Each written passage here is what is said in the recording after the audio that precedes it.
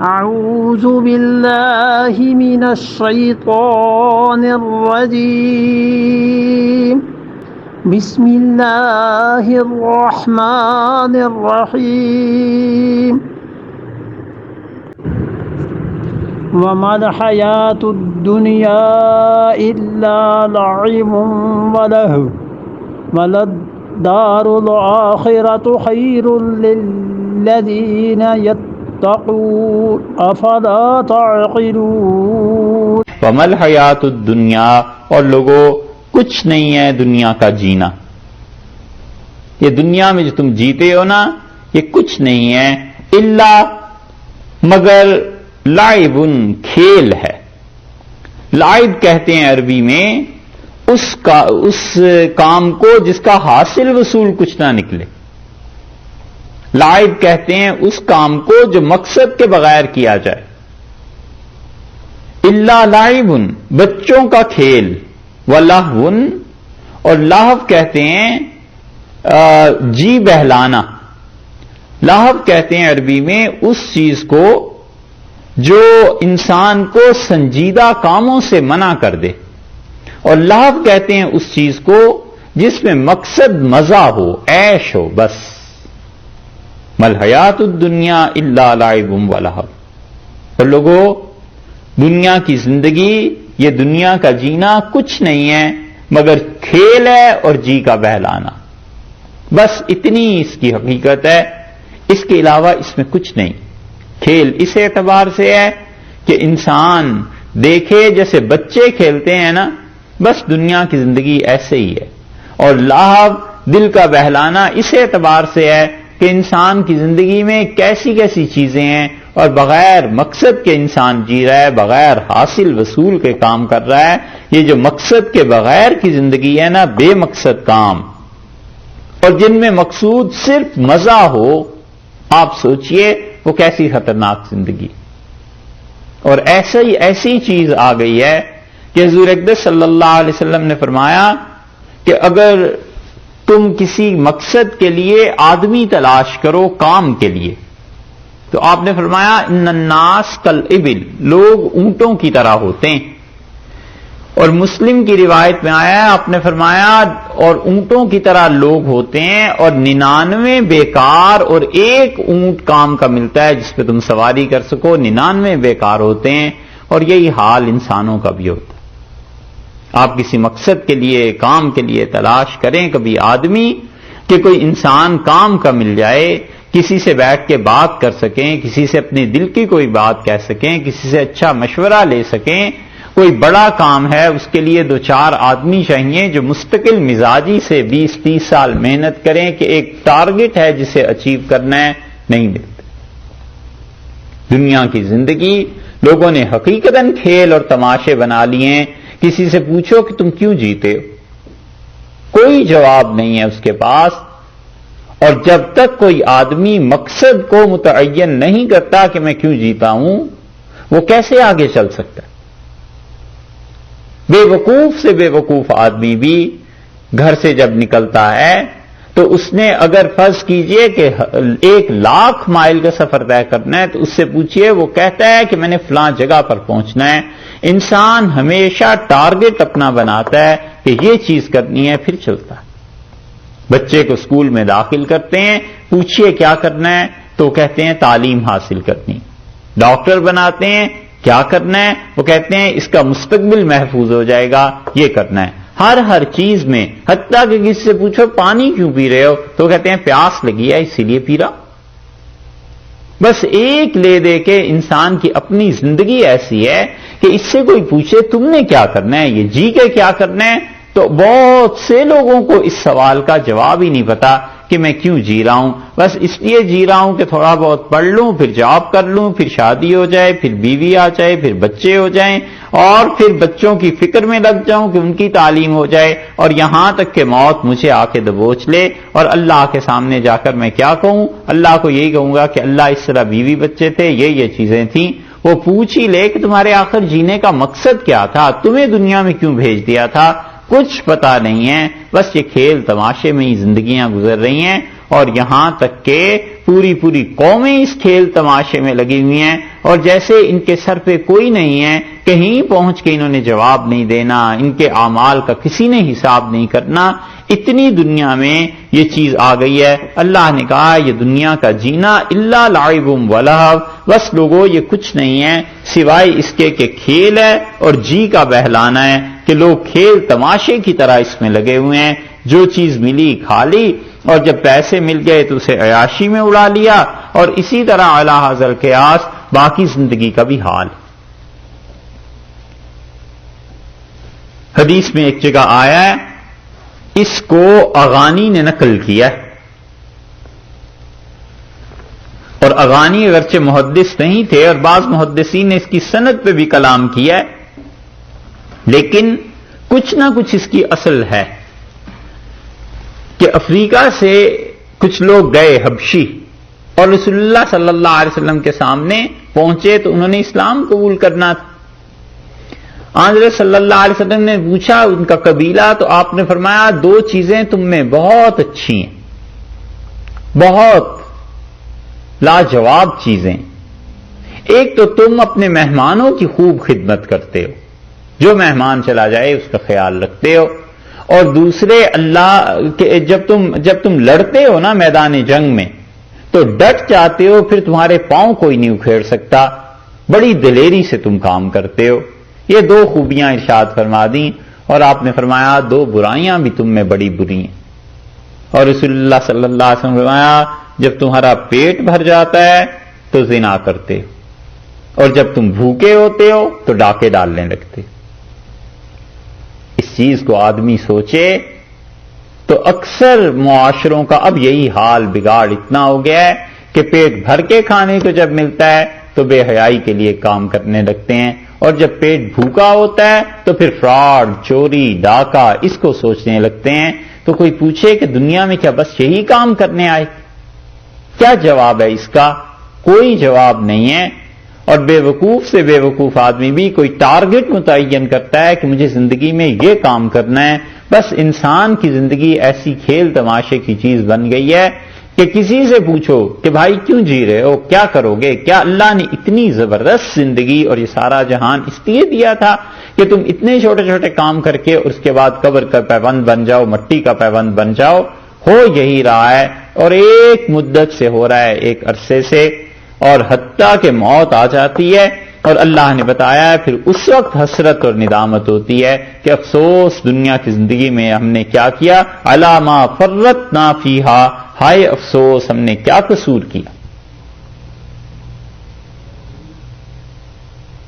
خواجہ میر درد کہتے ہیں وائے نادانی کہ وقت مرگ یہ ثابت ہوا، خواب تھا جو کچھ کے دیکھا اور جو بھی سنا افسانہ تھا۔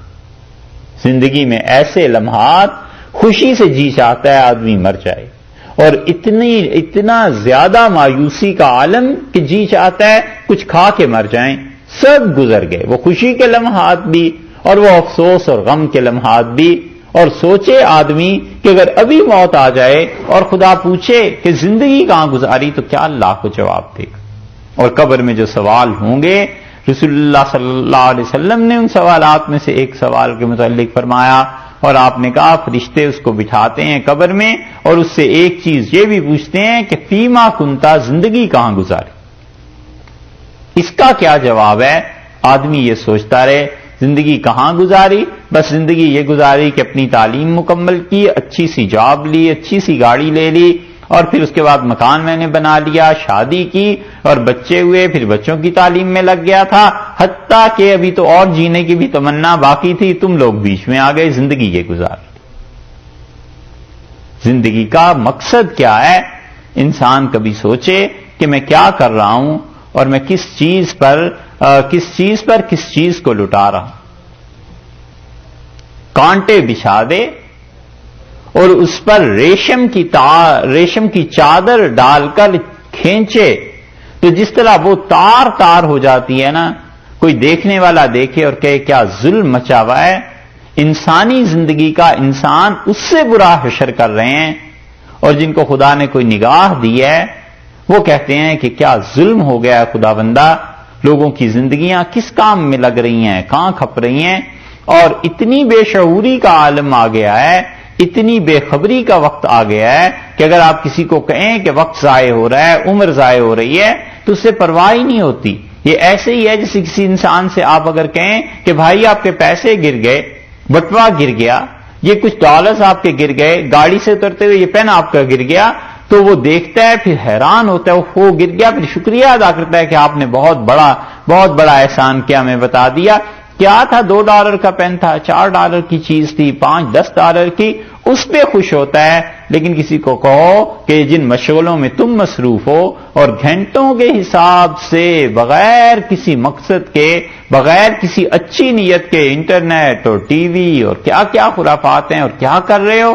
وہ آدمی کبھی نہیں سوچتا کہ اس نے مجھے کتنی اچھی نصیحت کی ہے، میری زندگی کا اس نے خیال کیا ہے، بلکہ آئندہ اگر کوئی کہہ دے گا تو اس کے لیے دروازہ بند اور فون کریڈل سے نیچے کہ اس سے جب بھی بات کرو یہ ایسی نصیحتیں شروع کر دیتے۔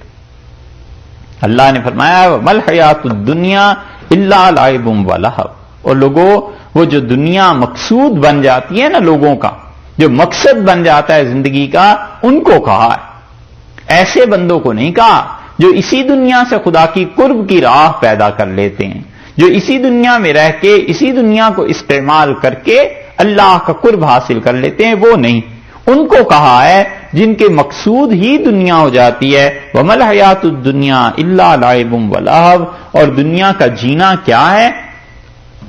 کچھ نہیں مگر کھیل ہے اور جی کا بہلانا ہے۔ وَلَلدَّارُ الْآخِرَةُ، اور وہ جو آخرت کا گھر ہے پچھلا، خَيْرٌ لِلَّذِينَ يَتَّقُونَ، سو بہتر ہے ان لوگوں کو، لِلَّذِينَ يَتَّقُونَ، وہ لوگ جو شرک نہیں کرتے، کیونکہ اوپر سے ساری بحث توحید کی چل رہی تھی، پھر قیامت کا ذکر آ گیا، تو مشرکین مکہ سے بنیادی طور پہ رسول اللہ صلی اللہ علیہ وسلم کے جھگڑے دو ہی تھے، ایک یہ کہ اللہ کی وحدانیت کے قائل ہو جاؤ، اور دوسرے یہ کہ قیامت آنی ہے اور تمہارے اعمال کا حساب و کتاب ہونا ہے۔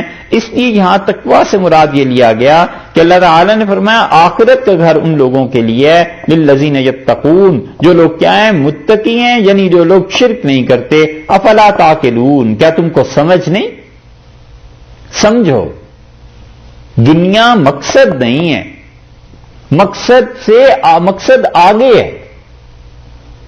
دنیا دو طرح کے انسانوں کے لیے، کچھ تو دنیا کو مقصد ہی بنا لیں، ان کی مذمت کی ہے، اور کچھ لوگ دنیا کو راستہ سمجھتے ہیں مقصد تک پہنچنے کا۔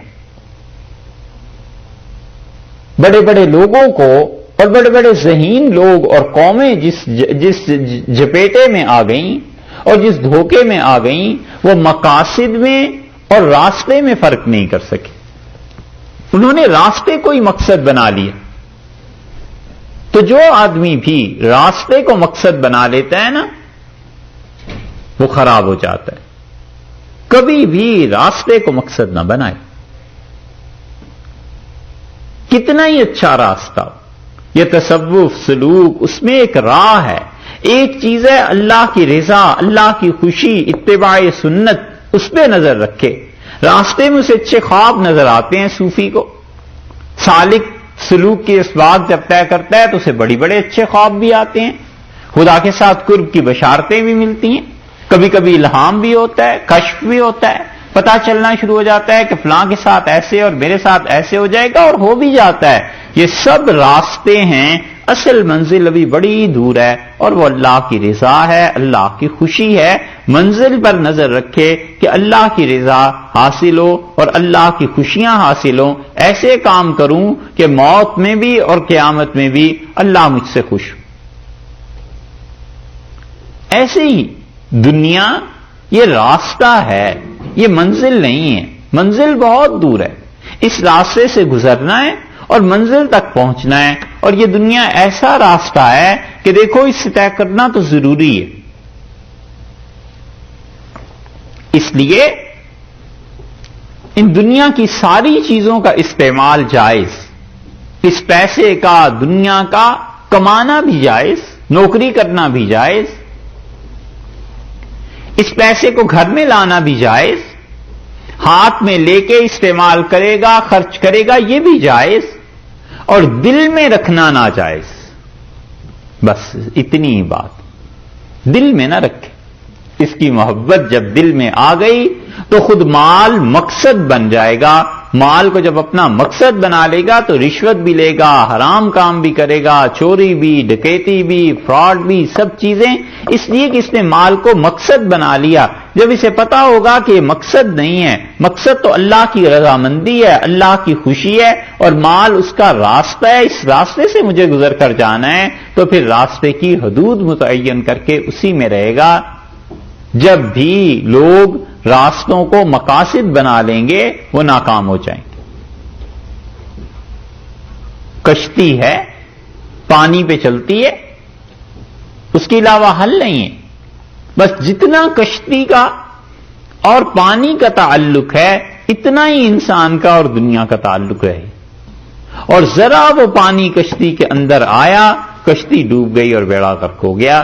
اسی طرح یہ مال اور دولت اور دنیا جب دل میں آنے لگے اور دل یہ کہنے لگے کہ بہت اچھی چیز ہے اور یہ کماؤ اور اس طرح کرو اور اس طرح کرو، یہ چیز ناجائز. اور اللہ کے لیے خرچ کرنا، اللہ کے لیے کمانا، اللہ کے لیے تمنا کرنا، حتیٰ کہ خدا تعالیٰ مجھے پیسے دے میں یہ کام کروں، اللہ تعالیٰ مجھے پیسے اگر دیتا تو میں یہ خدمت کرتا اسلام کی، دین کی، یہ سب چیزیں جائز ہیں. جائز ہی نہیں بلکہ مطلوب بھی ہیں بعض جگہ، تو اس کی خود کوشش کرنے کا حکم ہے کہ ان کو حاصل کرو. لیکن جہاں دولت کو کمایا دولت ہی کے لیے اور دولت مقصد بن گئی زندگی کا، دنیا مقصد بن گئی زندگی کا، وہ آدمی خراب ہو. مولانا روم نے کہا چیز دنیا خدا غافل بدن. لوگوں، دنیا کس چیز کا نام ہے؟ اللہ سے غفلت کا نام ہے. نہ کماشو نہ کراؤ فرزند و زن، یہ سونا چاندی اور تجارت اور بیوی بچے یہ دنیا نہیں ہے.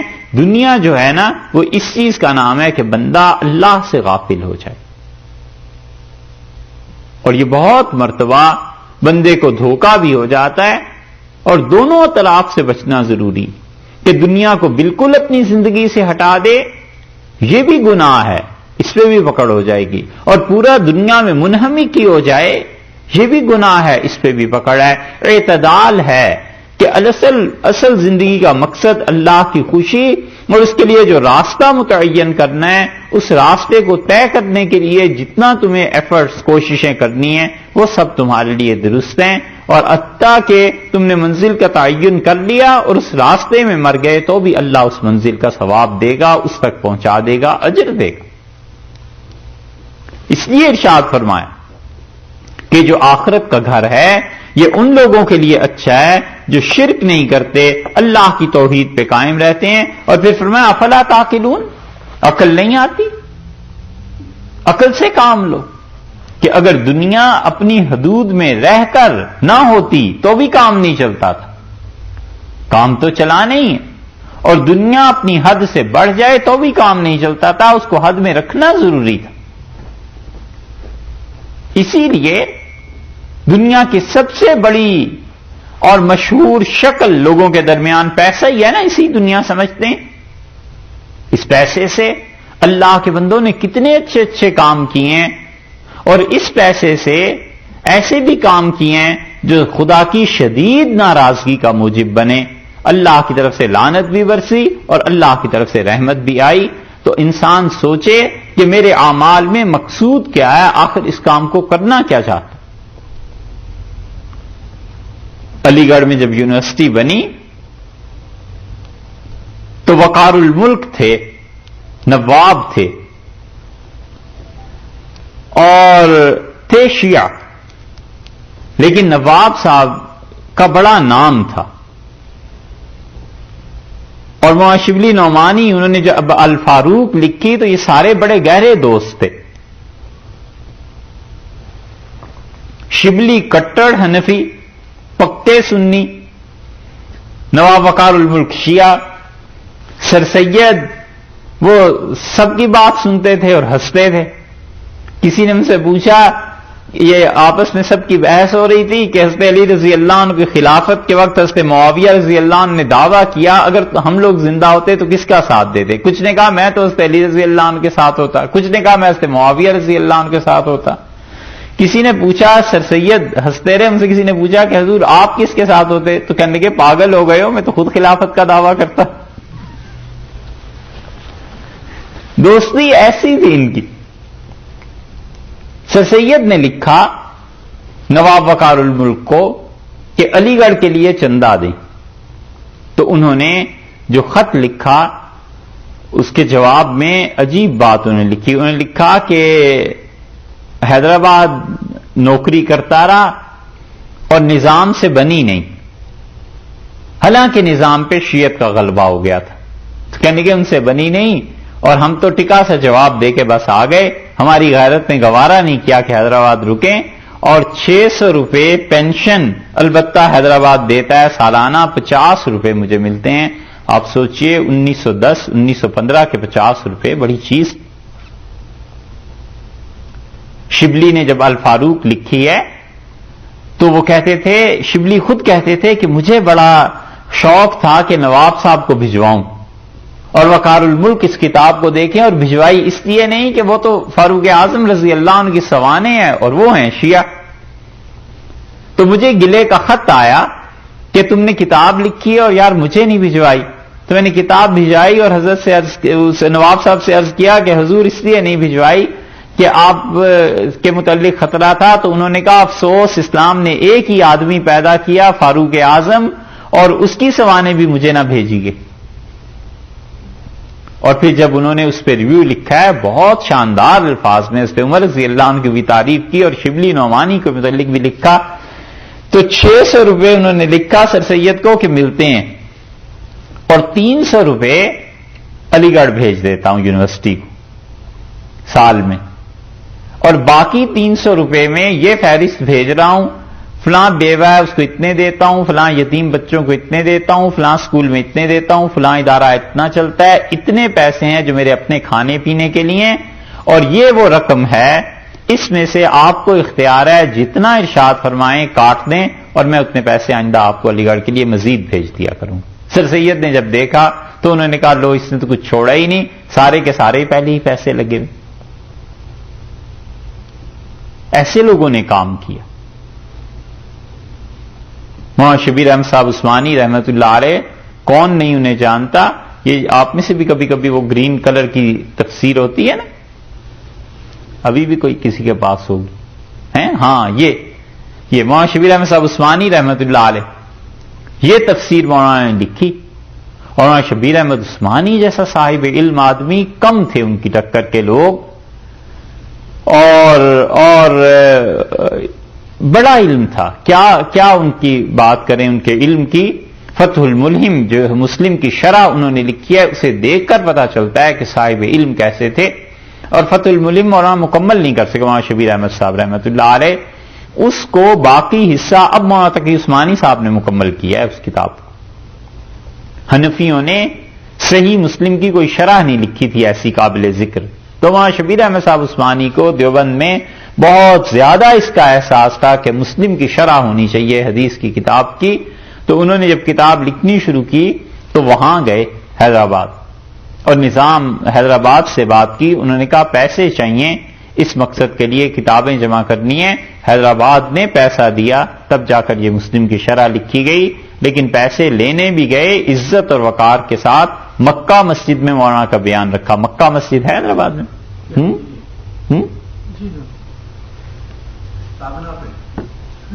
ہیں چاکنا پہ، اچھا چلو جہاں بھی ہے، مکہ مسجد میں مولانا کا بیان ہوا، اور مولانا کے بیان کا سن کے نظام خود آ گئے۔ تعریف تو انہوں نے سنی ہوئی تھی، کان کھلے رکھتے تھے، پتا ہوتا تھا کہ ملک میں کیا ہو رہا ہے، اور ایسے لوگوں کو پتا ہونا بھی چاہیے۔ جب وہ آئے تو مولانا شبیر احمد صاحب عثمانی نے حضرت ابوبکر رضی اللہ عنہ کی شان میں کئی گھنٹے بیان کیا، اور غالباً 4 یا 5 گھنٹے نظام بیٹھے اور سنتے رہے، اور لوگ حیران تھے کہ کیا ہو رہا ہے، ان پر تو شیعت کا غلبہ ہے، اور وہ حضرت ابوبکر رضی اللہ عنہ کی تعریف پہ تعریف کیے چلے جا رہے ہیں، اس کا نتیجہ کیا نکلے گا۔ شریف لوگ تھے، اور نظام نے تقریر کے بعد مولانا کے ہاتھ چومے سب کے سامنے، اور ان کی تقریر کی تعریف کی اور چلے گئے، اور لوگ بڑے خوش ہوئے کہ حضرت آج تو الحمدللہ سنیوں کا پیغام آپ نے نظام صاحب کے کان میں پہنچا دیا، بات پوری ہو گئی. یہ ایسے بڑے بڑے لوگ یہ کیا دنیا ساری کماتے تھے، لیکن اللہ کے لیے، ان کاموں کے لیے، ان مقاصد کے لیے دنیا کو کوئی انہوں نے اپنی زندگی کا مقصد نہیں بنا لیا تھا. اسی لیے اللہ نے آخر پر فرمایا افلا تعقلون، عقل نہیں آتی تمہیں؟ مطلب عقل سے کام لو، جتنی یہ دنیا استعمال کرنے کی چیز ہے بس اتنی ہی، اس سے زیادہ آگے نہ بڑھو.